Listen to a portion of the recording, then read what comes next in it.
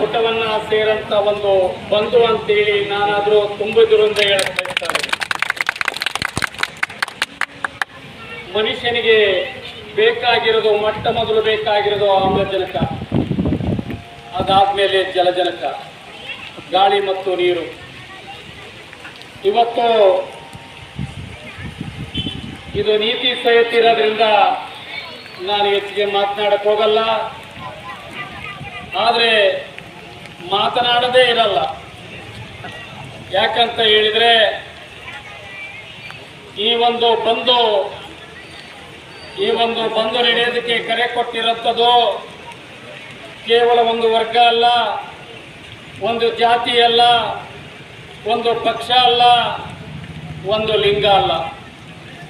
ಎಲ್ಲ ಮರೆತು ನಾವೆಲ್ಲ ಒಂದು, ನಮಗೆ ಬೇಕೇ ಬೇಕು ನೀರು ಅನ್ನೋ ರೀತಿಯಲ್ಲಿ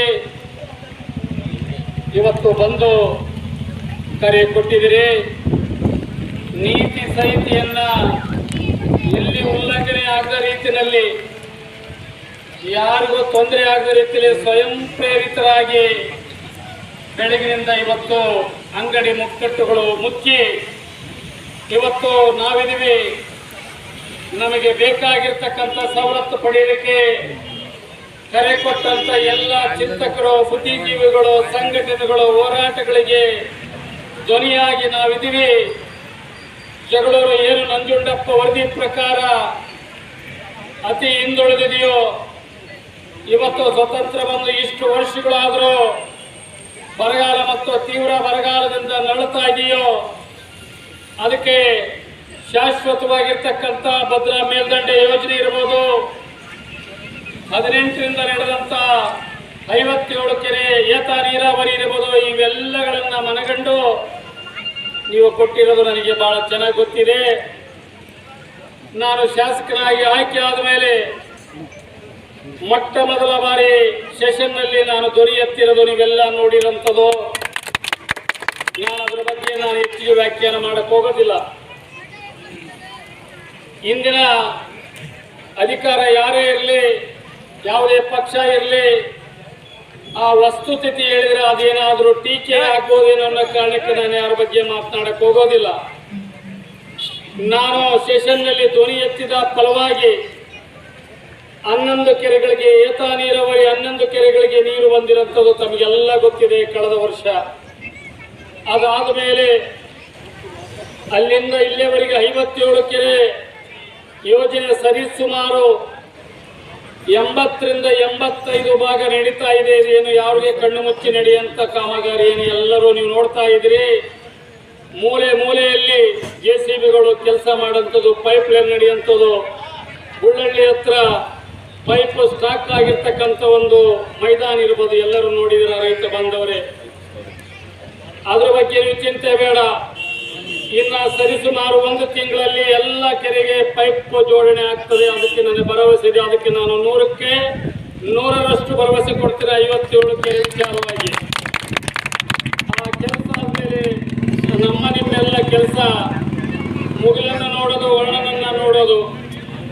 ಏನೋ ಈ ತುಂಗಭದ್ರಾ ನದಿ ನೀರು ಹರಿಯಂತ ಆ ಮೂಲ ಬೇಸ್ ಏನಿದೆಯೋ, ಭದ್ರಾ ಮತ್ತು ತುಂಗ ಆ ಪ್ರದೇಶದಲ್ಲಿ ಆ ಬೇಸ್ನಲ್ಲಿ ಮಳೆಯಾದರೆ ತುಂಬಿ ಹರಿಯಂತ ದಿನಮಾನದಲ್ಲಿ ಸರಿಸುಮಾರು 90 ದಿನಗಟ್ಟಲೆ ಅಥವಾ 100 ದಿನ 110 ದಿನ ನೀರು ತುಂಬಿಸ್ಕೊಳ್ಳುವಂಥ ಅವಕಾಶ ನಮಗೆ ಮಾತ್ರ ಇದೆ. ಅದು ನಿಮಗೆ ಗೊತ್ತಿದೆ, ಎಲ್ಲರಿಗೂ ತಿಳಿದಂಥ ವಿಚಾರ. 57 ಕೆರೆ ವಿಚಾರ ಇದಾದರೆ ಇನ್ನು ನಾನು ಭದ್ರಾ ಮೇಲ್ದಂಡೆ ವಿಚಾರಕ್ಕೆ ಬರ್ತೀನಿ. ನಾನು ಶಾಸಕನಾಗಿ ಆಯ್ಕೆ ಆಗೋದಕ್ಕಿಂತ ಮುಂಚೆ ನನಗೂ ಸಹ ಅದರ ಬಗ್ಗೆ ಲವಲೇಶವೂ ಸಹ ಗೊತ್ತಿರಲಿಲ್ಲ.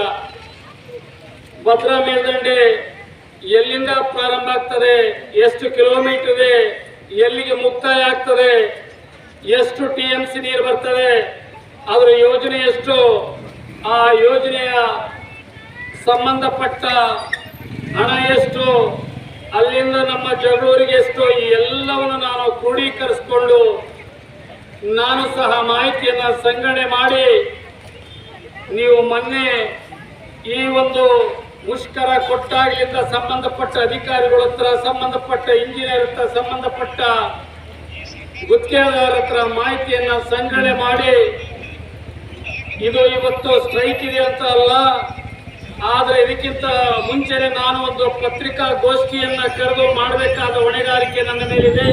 ಅದು ನನ್ನ ಜವಾಬ್ದಾರಿ ಇದೆ. ಅದು ಖಂಡಿತವಾಗ್ಲೂ ನಾನು ಮಾಡಬೇಕಾಗಿತ್ತು. ನನಗಿಂತ ಮುಂಚಿತವಾಗಿ ನೀವು ಮಾಡಿರೋದು ಬಹಳ ಸಂತೋಷ. ಹಾಗಾಗಿ ಆ ನಿಟ್ಟಿನಲ್ಲಿ ಇವತ್ತು ನನಗೆ ಸಂಬಂಧಪಟ್ಟ ಇಬ್ಬರು ಸಚಿವ ಯಾರು ಆ ಇಂಜಿನಿಯರ್ನ ನಾನು ಕರೆದಿದ್ದೀನಿ. ಅವ್ರ ಅಧಿಕಾರಿಗಳಾಗಿರೋದ್ರಿಂದ ಇಲ್ಲಿ ಬರಕ್ಕಾಗ್ತಾ ಇಲ್ಲ.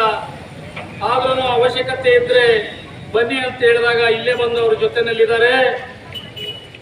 ಈಗಾಗಲೇ ವಿಳಂಬಕ್ಕೆ ಕಾರಣ ಏನು, ಎಷ್ಟು ಅನುದಾನ ಬಿಡುಗಡೆ ಆಗಿದೆ, ಈ ಯೋಜನೆ ಕೇಂದ್ರ ಸರ್ಕಾರಕ್ಕೆ ಒಳಪಟ್ಟಿದೆಯೋ ಇಲ್ಲೋ, ಇವೆಲ್ಲವೂ ನಾನು ಇದು ಮುಗಿದ ಮೇಲೆ ನಾನು ನಿಮಗೆ ಪ್ರತ್ಯೇಕವಾಗಿರ್ತಕ್ಕಂಥ ಜೂನ್ ಕಳೆದು ನಿಮಗೆ ಎಲ್ಲರಿಗೂ ಅನುಕೂಲವಾದ ಒಂದು ದಿನ ನಾನೇ ಒಂದು ಸುದ್ದಿಗೋಷ್ಠಿಯನ್ನ ಕರೆದು ಬಹಿರಂಗವಾಗಿರ್ತಕ್ಕಂಥ ಒಂದು ಸಭೆಯನ್ನು ನಾನು ಕರೀತಾ ಇದ್ದೀನಿ.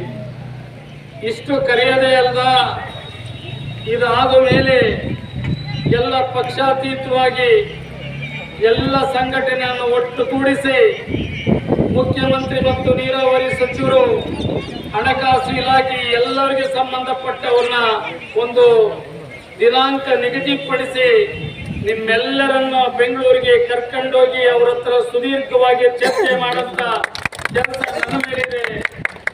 ಇದು ನನ್ನ ಜವಾಬ್ದಾರಿನೂ ಇದೆ.